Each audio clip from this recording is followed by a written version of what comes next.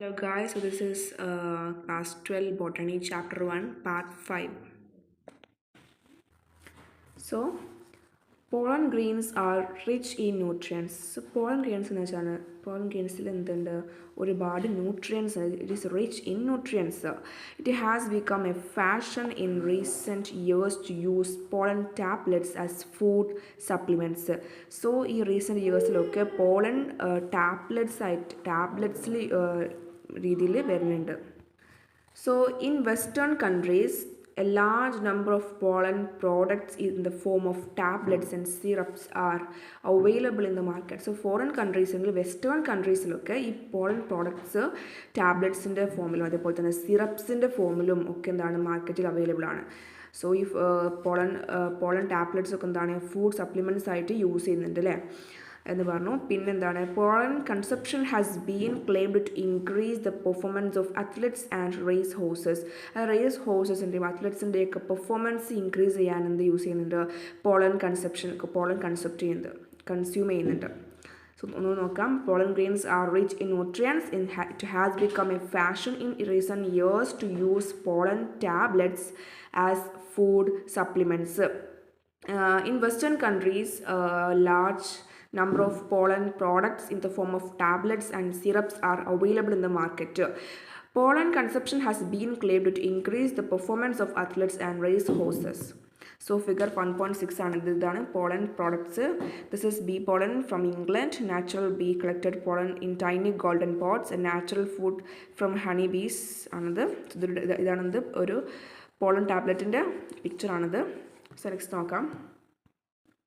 Next paragraph നോക്കാം. When once they are shed, അതായത് ഈ നമ്മൾ പറഞ്ഞു പോളൻ ആന്തർ മെച്ചുർ ആകുമ്പോഴാണ് പോളൻ ഗ്രെയിൻസ് ഷെഡ് ചെയ്യുന്നത്. സോ ഇത് ആന്തർ എന്തായി ഡീഹൈഡ്രേറ്റ് ആകുമ്പോഴും മെച്ചുർ ആകുമ്പോഴാണ് ഈ പോളൻ ഗ്രെയിൻസ് ഷെഡ് ആവുന്നത്. So when once they are shed pollen grains have to land on the stigma before they lose viability if they have to bring about fertilisation. അതായത് fertilisation നടക്കണമെങ്കിൽ അവരുടെ ഈ pollen ഗ്രെയിൻസിന് വിയബിലിറ്റി loss ആവുന്നതിന് മുന്നേ അവർ എന്ത് ചെയ്യണം, ഈ ഒരു സ്റ്റിഗ്മയിൽ പോയിട്ട് ലാൻഡ് ചെയ്യണം. എന്താണ് വിയബിലിറ്റി വെച്ചാൽ ഫെർട്ടിലൈസേഷൻ നടക്കാൻ ഒരു ടൈം ഉണ്ടാവും.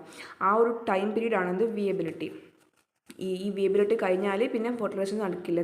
പോളൻ ഗ്രെയിൻസ് പോയിട്ട് ലാൻഡ് ചെയ്താലും എന്ത് നടക്കില്ല, ഫെർട്ടിലൈസേഷൻ നടക്കില്ല. So when once they are shed pollen grains have to land on the stigma before they lose viability if they have to bring about fertilisation.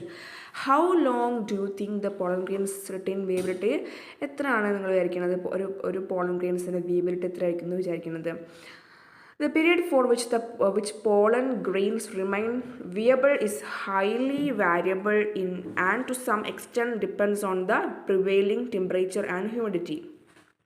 അതായത് ഈ ഒരു പോളൻ ഗ്രെയിൻസിൻ്റെ വിയബിലിറ്റി എന്താണ്, ഹൈലി വാരിയബിൾ ആണ്.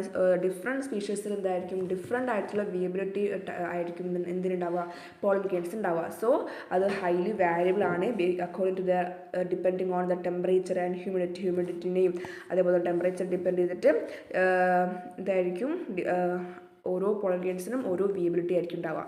The period for which pollen grains remain viable is highly variable and to some extent depends on the prevailing temperature and humidity. In some cereals such as rice and wheat, pollen grains lose viability within 30 minutes of their release. അതായത് ചില serials പോലത്തെ റൈസിലും വീറ്റിലും ഒക്കെ ഗോതമ്പിലും അരിയിലൊക്കെ റൈസിലൊക്കെ എന്താണ് ഈ അവരുടെ pollen ഗ്രെയിൻസിൻ്റെ വിയബിലിറ്റി എത്ര ആയിരിക്കും, 30 minutes ആയിരിക്കും. So they lose viability within 30 minutes. In some cereals such as rice and wheat, pollen grains lose viability within 30 minutes of their release. And in some members of Rosaceae, Leguminosae and Solanaceae, they maintain viability for months. അത് ചില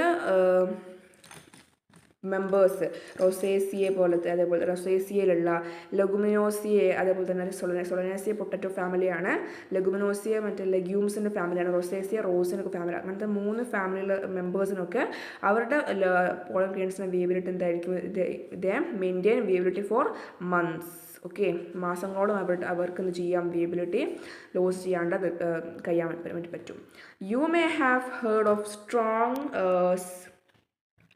semen storing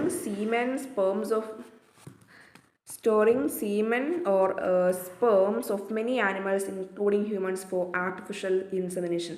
അതായത് artificial ഇൻസെമിനേഷന് വേണ്ടിയിട്ട് ഹ്യൂമൻസിൻ്റെയോ അല്ലെങ്കിൽ ആനിമൽസിൻ്റെയോ ഒക്കെ sperms അല്ലെങ്കിൽ സീമനൊക്കെ store ചെയ്യുന്നുണ്ട് അല്ലേ. So അതേപോലെ it is possible to store pollen grains of a large number of species for years. അത് ഒരുപാട് സ്പീഷീസിൻ്റെ പോളൻ ഗ്രെയിൻസ് നമുക്ക് എന്ത് ചെയ്യാം, ഇതേപോലെ ഈ ഹ്യൂമൻ ബീങ്സിൻ്റെ അതേപോലെ ആനിമൽസിൻ്റെ ഒക്കെ സ്പേംസ് അല്ലെങ്കിൽ സീമൻസ് നമ്മൾ സ്റ്റോർ ചെയ്യുന്നത് പോലെ തന്നെ പോളൻ ഗ്രെയിൻസ് നമുക്ക് എന്ത് ചെയ്യാൻ പറ്റും, സ്റ്റോറിങ് ചെയ്യാൻ പറ്റും. ബിക്കോസ് എന്താണ് സീമൻ അല്ലെങ്കിൽ സ്പേം സ്റ്റോർ ചെയ്യണത്, they are the male gametophyte. അതേപോലെ തന്നെ പോളൻ ഗ്രെയിൻസ് എന്നാൽ they are the male gametophyte in flowers. Okay, so അതേപോലെ നമുക്ക് എന്ത് ചെയ്യാൻ പറ്റും, it is possible to store pollen grains of a large number of species for years. വർഷങ്ങളോളം നമുക്ക് എന്ത് ചെയ്യാം, ഇത് സ്റ്റോർ ചെയ്യാൻ പറ്റും. ഇൻ ലിക്വിഡ്, എന്തിനാണ് സ്റ്റോർ ചെയ്യാൻ പറ്റുക, ഇൻ ലിക്വിഡ് നൈട്രജൻ. ലിക്വിഡ് നൈട്രജനിൽ നമുക്ക് എന്ത് ചെയ്യാം, ഇതൊക്കെ ഈ ഒരു പോളൻ ഗ്രെയിൻസ് നമുക്ക് സ്റ്റോർ ചെയ്യാം. ആ ഒരു ടെമ്പറേച്ചർ കൊടുത്തിട്ടുണ്ട് ഇവിടെ. ടെമ്പറേച്ചർ എന്താ, -196°C നമുക്കിത് സ്റ്റോർ ചെയ്യാൻ പറ്റുക ലിക്വിഡ് നൈട്രജനിൽ. Such stored pollen can be used as pollen bank. അങ്ങനത്തെ സ്റ്റോർഡ് പോളൻ നമുക്ക് എന്തായിട്ട് യൂസ് ചെയ്യാം, പോളൻ ബാങ്ക് ആയിട്ട് യൂസ് ചെയ്യാം. Banks similar to seed banks ഒക്കെ ഉള്ള പോലെ തന്നെ നമുക്ക് പോളൻ ബാങ്ക്സും എന്തായാലും അവൈലബിൾ ആണ് അല്ലേ. ഇൻ ക്രോപ്പ് ബ്രീഡിംഗ് പ്രോഗ്രാംസിൽ സീഡ് ബാങ്ക്സ് പോലെ പോളൻ ബാങ്ക്സ് എന്ത് ചെയ്യുന്നുണ്ട്, യൂസ് ചെയ്യുന്നുണ്ട്. ഓക്കെ.